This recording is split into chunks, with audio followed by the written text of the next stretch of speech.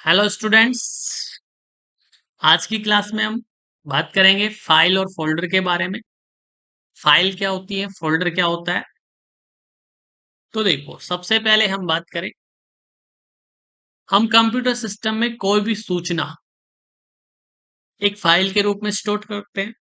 अर्थात अगर हमें कंप्यूटर में कोई भी सूचना स्टोर करनी है तो उसके लिए हमें फाइल बनानी होती है, और सभी प्रकार की सूचनाएं एक फाइल के रूप में हमारे कंप्यूटर सिस्टम में स्टोर होती है। जहां पे फाइलों को रखा जाता है उसको बोलते हैं हम फोल्डर।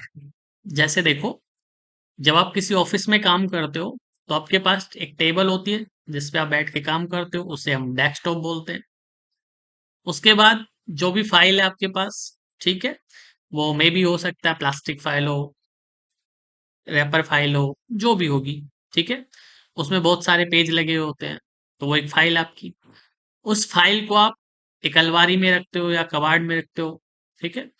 तो वो कबाड़ या अलमारी वो कहलाएगी फोल्डर। ठीक ऐसे हमारे सिस्टम में होता है, सूचनाएं फाइल में रखी जाती हैं, फाइल फोल्डर में रखे जाते हैं। अब जो फाइल होती है उसके अंदर इमेज हो सकती है, चार्ट्स हो सकते हैं, मूवीज हो सकती है, साउंड हो सकते हैं, ठीक है। इसके अलावा जो हमारे पास फाइल होती है, उस फाइल का नाम, जो हम नाम देते हैं, जैसे मान लो किसी फाइल का नाम हमने दिया डॉक्यूमेंट, ठीक है, या हम कोई और नाम दे देते हैं। जैसे सपोज करो हमने कोई जनगणना का डाटा रखा उसमें, तो हम उस फाइल को नाम दे सकते हैं ऐसे, जनगणना डाटा, ठीक है। या मान लेते हैं किसी फाइल में हमने हिसाब किताब रखा किसी चीज का, तो हमने उस फाइल का नाम दे दिया अकाउंट डिटेल। तो जो हम नाम दे रहे हैं उसको, उस नाम की जो लंबाई है, लेंथ है, वो 260 कैरेक्टर्स जितनी हो सकती है। यानी एक फाइल का नाम 260 अक्षरों जितना हो सकता है। इसके बाद हम बात करें तो कंप्यूटर सिस्टम में हर फाइल को एक एक्सटेंशन नेम मिलता है।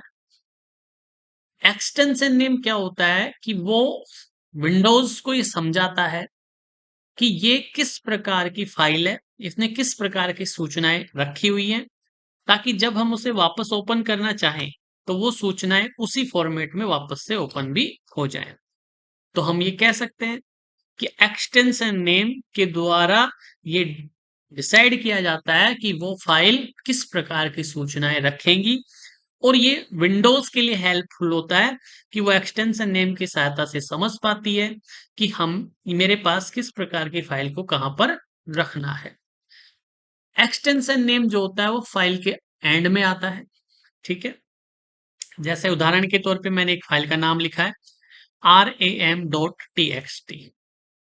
तो जहां .txt है आगे, ठीक है, txt, txt एक एक्सटेंशन है जो डिफाइन कर रहा है कि ये एक टेक्स्ट फाइल है। यानी इस फाइल में, ram.txt में, सारी सूचनाएं टेक्स्ट के रूप में है, और ये वर्डपैड या नोटपैड में बनाई गई फाइल है बेसिकली, ठीक है।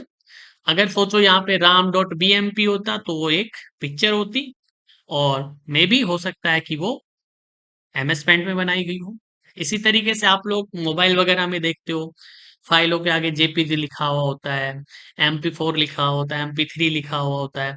वो सारे एक्सटेंशन है, वो डिफाइन करते हैं कि उन फाइलों में किस प्रकार की सूचनाएं स्टोर है।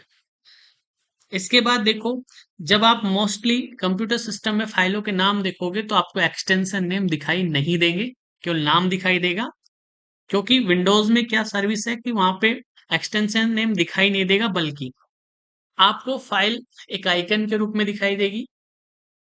तो वो आइकन आपको कुछ ऐसा दिखेगा जिस प्रोग्राम में वो बना हुआ है। तो हम उस आइकन को देख के समझ जाते हैं कि ये वाली फाइल इस फॉर्मेट में होगी, यानी इस एप्लीकेशन में बनी होगी, इस प्रोग्राम में बनी होगी। तो स्टूडेंट्स, आज की क्लास में इतना ही। फिर मिलेंगे अगली क्लास में।